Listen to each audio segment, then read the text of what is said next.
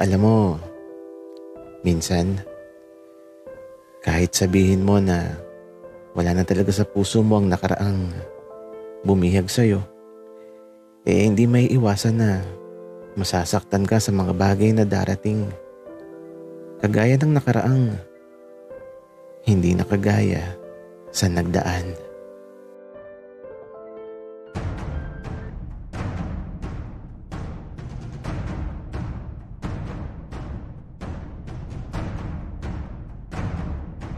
Kaibigan, huwag mong kalimutan mag-subscribe sa aming channel at huwag din kalimutan i-click ang notification bell at subscribe button. Subscribe na!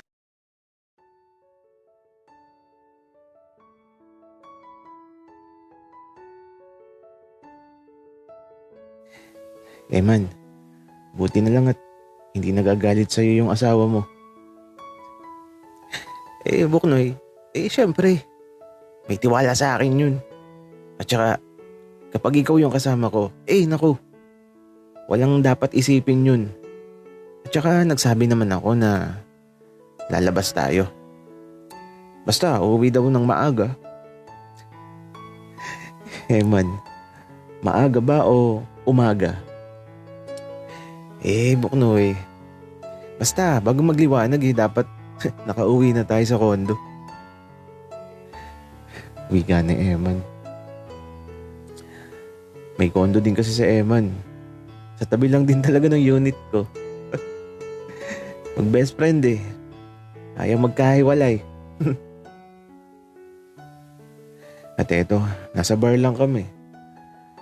Tamang chill lang, tapos nanonood ng mga kumakanta, tapos masaya lang.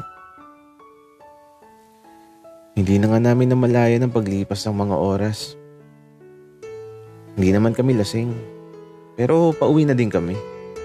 Siyempre, may kliyente pa kami na maaga daw dadating. Sabi ni Eman. Kaya naman, eto, pagka-uwi, nahiga na ako at masaya ako sa kaarawan ko ngayon. Kahit paano natanggal yung stress ko. Kaya lang kapag kaarawan ko, napakadaming nangyayari. Hindi ko tuloy alam kung malas ba yung kaarawan ko, pero kinakabahan ako palagi kapag kaarawan ko. Kaya sa pagpikit ko ng mga mata ko, ang hiling ko lang, sana naman maging masaya ako bukas. Sana maganda naman ang mangyari.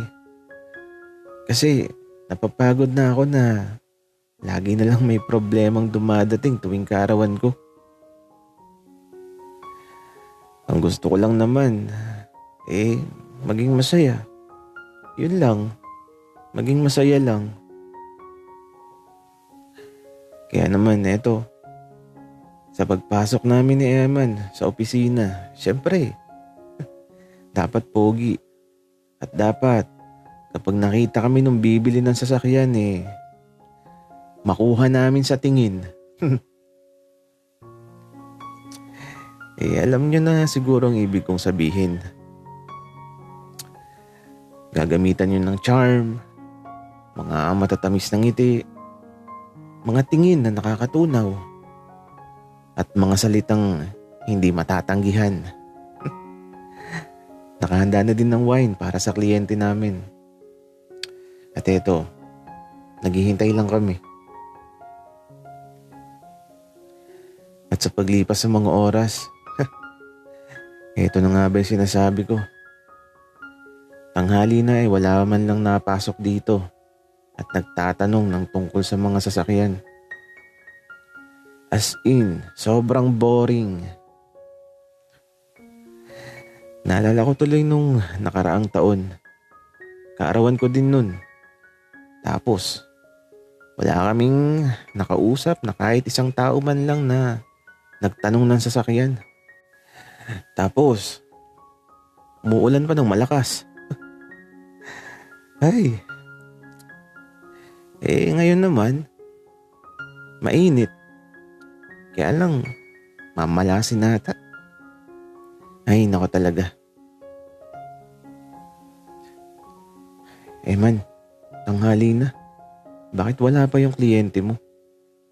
Akala ko ba maaga pupunta? Oo nga, Buknoy. Akala ko din. Pero, hayaan mo na. Kung gusto mo, mag-party-party na lang tayo dito. Mas maganda yung naisip mo, Eman. Wika ako. Kaya ito, lumabas kami ni Eman tapos bumili kami ng mga pagkain at mga alak. At pagbalik namin, party na kaagad kasama yung mga empleyado. Kaysa mainip kami, magpa-party na lang kami. Kaya eto, di na namin namalayan na malapit na kaming magsarado ngayong araw. Grabe talaga. Wala man lang pumasok sa shop namin. Ay nako, pero okay lang.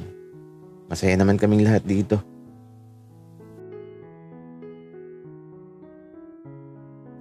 Buknoy, happy birthday ulit ha. Sana mabembang ka na. Ang tagal mo ng single eh. Gagi ka, Eman. Ayoko nga.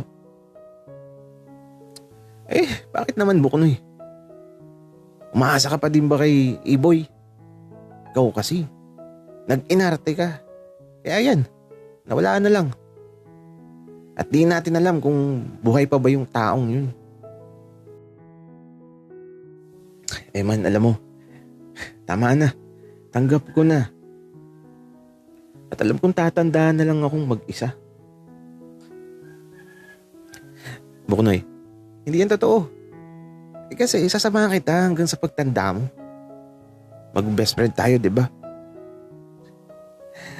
Man, huwag kang magsalita ng ganyan. Baka mamaya maiyak pa ako dito. Ay, nako, Buknoy. Ang wish ko lang sa'yo, sana dumating na talaga yung tamang tao na magpapasaya sa'yo. Kasi gusto ko na pareho tayong masaya. Hindi ka ba naiinggit, Buknoy? Kasi sa bawat gabi, may kayakap ako. May kabembangan. Ikaw, kinakalyo na yung kamay mo. Man, alam mo, lasing ka na. Napakadami mo nang sinasabi. Buknoy, hindi ako lasing. Sinasabi ko lang ang totoo. Okay, sabi mo Wika ako. At eto, diretso inuman lang talaga kami. Best friend ko talaga si Eman. Walang iwanan. May naalala tuloy ako kung paano kami una nagkakilala. Hindi ko makakalimutan ang araw na yun. Nung mahulog ako sa malaking kanal. Tapos, napagkamalan ni Eman na halimaw ako. Ay, nako talaga. Nakakatawa lang talaga yung gaming yun. Isa sa pinakamasaya na nangyari sa buhay ko. Kaya lang medyo nakakadiri. Nagkulay itim talaga ako. Man, may natawag sa telepono mo. Teka, sino ba to? Si Aling Yoli pala. Oh, Aling Yoli, magandang hapon po. Okay po. Malapit na daw po ba? Sige po, Aling Yoli. Hihintayin po namin. Sige po, salamat po. Man, anong sabi ni Aling Yoli?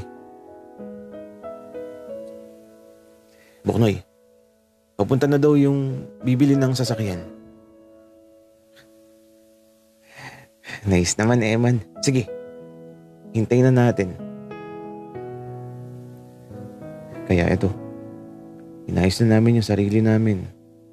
Medyo lasing kami pero kakayanin na makabenta ng sasakyan.